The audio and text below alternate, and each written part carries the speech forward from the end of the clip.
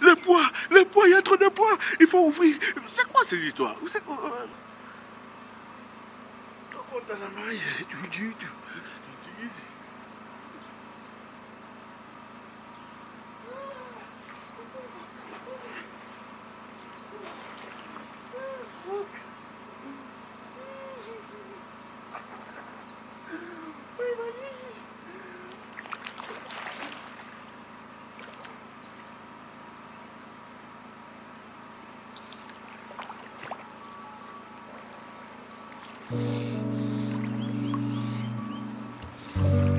Il y a quelque chose que je voyageais. Aïe, aïe, aïe.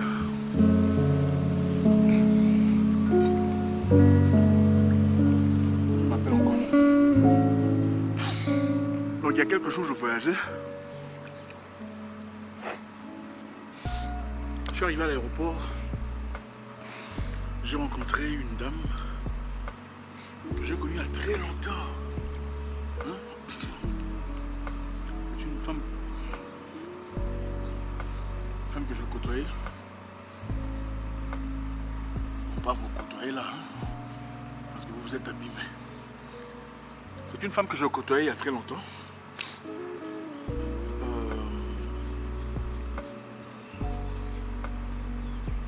Voilà, je l'ai trouvée à l'aéroport, elle avait quelques difficultés. Et pour quelconque raison, son vol était... Elle avait raté son vol, voilà. Elle avait raté son vol, ne pouvait donc pas voler le même jour. C'était le soir, et elle partait urgemment au deuil de son père, qu'on devait enterrer le lendemain matin. Elle était en pleurs, elle était arrivée en retard. Je l'ai vue, il y avait un autre vol. Je l'ai vue, elle a commencé à pleurer et tout ça. Il y avait un autre vol, on est arrivé à 19h. Il y avait un autre vol vers 22h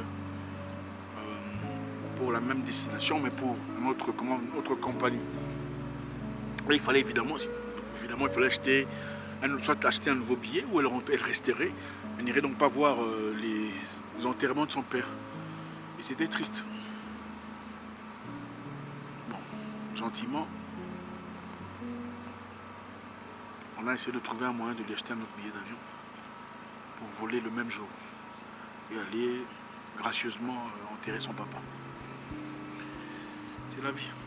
C'est des choses qui peuvent arriver à n'importe qui. Voilà pourquoi c'est important de garder des bonnes relations avec les gens. Je le dis aux gens, les gens pensent que c'est de la blague. Il faut garder des bonnes relations avec les gens, c'est très important. Il ne faut pas, quand vous vous abandonnez ou vous laissez, ce sont des choses qui peuvent arriver, hein. Quand vous vous laissez, vous n'êtes pas obligatoirement obligé de commencer à vous insulter, à dire du mal. Ah, c'était un pervers narcissique, c'était un manipulateur, c'était un tueur. Bon, c'est vrai que c'est moi qui l'avais laissé. Ah, ça arrive. Mais il faut garder des bonnes... Il y a des gens, vous laissez, ils vont raconter des bêtises. D'ailleurs, leur famille, et sa mère, et son oncle, là, c'est un sorcier. Mais dans ce cas-là, c'était bien. Vous vous laissez dans le propre, dans le calme, dans la gentillesse, dans le respect. C'est très important. C'est ça. Mais arrivé à l'aéroport, il y a des choses que j'ai vues. C'est quand même choquant, hein, ce que les Africains font. S'il vous plaît. Les gens arrivent à l'aéroport. L'aéroport est censé être un endroit d'expérience, de calme. Vous êtes là assis, vous êtes confortable, on attend de votre vol. On vous appelle monsieur et tout ça. Les voyageurs pour machin chose. Embarquer. Hein. On a vu des scènes à l'aéroport, c'est incroyable. Hey, Marina, mon sac! Marina, donne mon sac! Oh, c'est quoi ça? Hein? C'est quoi ça? Hey, le poids, il y a trop de poids! Il faut ouvrir!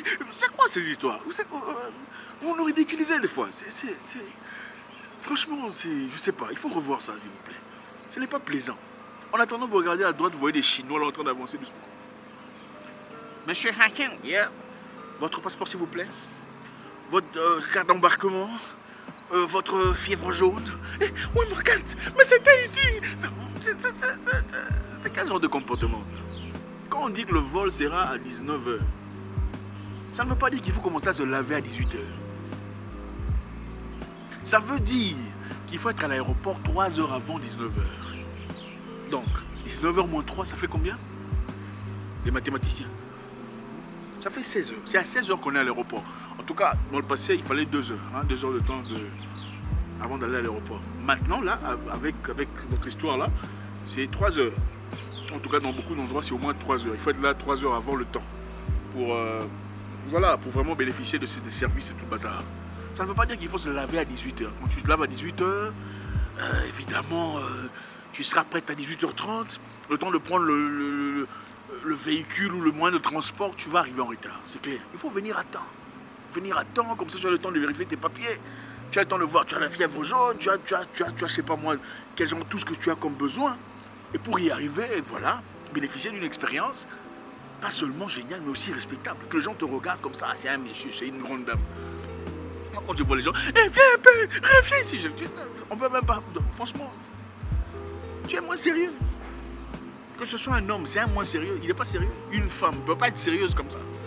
Une femme sérieuse se prépare déjà dès le départ. Comme tu prends soin de ton visage, ta beauté, tu prends soin de ton intérieur, tu t'assures d'être propre. C'est comme ça que tu prends soin de ta vie. Tu t'arranges d'être prête, tes documents sont prêts le jour d'avant, tous tes papiers sont là, rangés, classifiés, planifiés, ta valise est bien faite, tu as déjà pesé à la maison. Tu ne peux pas aller là-bas. En fait, le simple fait d'ouvrir le sac, commencer à enlever les histoires, ça prouve que tu as un problème, tu es désordonné. Soit, si tu veux apporter beaucoup de choses, dans ce cas alors, il faut avoir assez d'argent pour payer des extras. Comme ça, c'est plus classe avec suivant. Ok, pour un autre bag, c'est combien? Vous payez, là c'est bon. Mais vous n'arrivez pas pour commencer à ouvrir le sac. C'est quel genre de mentalité? Il faut venir à temps.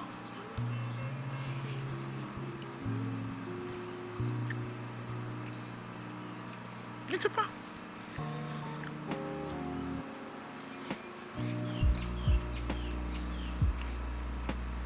Vous savez, les gens... Excusez-moi, c'est trop bon. Mon narine, oh là là. C'est facile de reconnaître les gens moins sérieux. Moi, par exemple, si je sors avec quelqu'un, je vais rencontrer un potentiel partenaire de travail. Peu importe la nature. Je l'observe.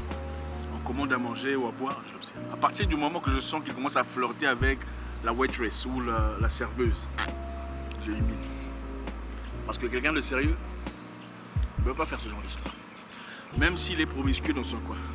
En tout cas, devant les partenaires, il ne fait pas ce genre d'histoire. C'est aussi simple que ça. Les gens vous envoient toujours des signaux.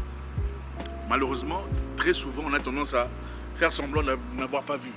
On veut donner, comment vous dites, accorder le bénéfice du doute. Là, tu accordes le bénéfice d'une personne qui vient naturellement mariée. Vous voyez bien qu'il a un truc ici. N'est-ce pas? Monsieur a, enfin bref. Mais il est assis là avec vous en train de... Alors comment allez-vous? Ça va? Ça fait longtemps que vous travaillez ici? Ok, d'accord, ça fait plaisir de vous voir. C'est un aventurier. Vous cherchez quoi? Qu'il vous bouffe l'argent?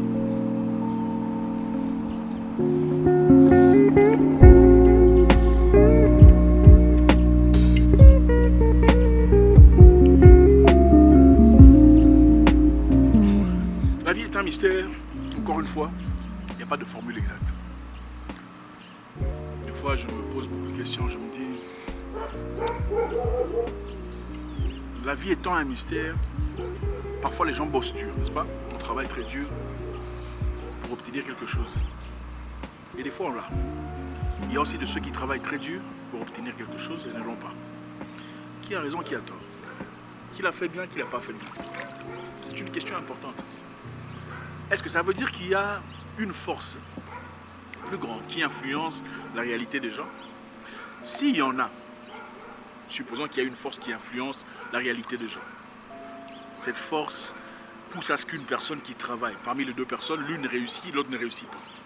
S'il y a une force qui influence cela, c'est-à-dire que nous devions dans ce cas ne pas travailler, parce que carrément il y a une force qui influence le résultat. Donc, ça ne sert à rien de travailler, parce qu'évidemment il y a une force. Si cette force-là veut, bon, certains l'appellent Dieu nécessairement, d'autres les esprits, s'il y a une force qui naturellement vous donne ce que vous désirez, ça ne servirait donc à rien à travailler parce que voilà, la force là va décider, ça ne sert à rien de travailler. Ça ne serait pas correct non plus parce que sinon, si on ne travaillait pas, il n'y aurait pas de téléphone à travers lequel vous me voyez comme ça. Cette force seule n'aurait pas pu créer le téléphone. Donc cette force seule, excusez-moi de le dire comme ça, n'est pas capable de tout faire. En tout cas sur le plan naturel, dans cette onde de lumière dans laquelle on vit. Il faut bosser. Il faut travailler, il faut bosser, surtout quand on est jeune. Il faut prendre des risques. Risquer de partir, risquer d'aller chercher la vie ailleurs, risquer de quitter votre zone de confort. Je sais que le mot, comment dire, zone de confort, vous l'entendez un peu trop. On a bousillé ça. Il faut partir. Il faut aller loin des parents, c'est important. C'est très important, ça vous bâtit, ça vous construit, ça vous donne la détermination, la force, l'expérience. Moi je le dis, je le répète, je le dirai encore et encore et encore une fois pour celui qui a envie d'entendre. J'ai passé des nuits blanches. Je me suis couché par terre. On mettait un, comment vous appelez, matelas, semblant de matelas ou couverture par terre.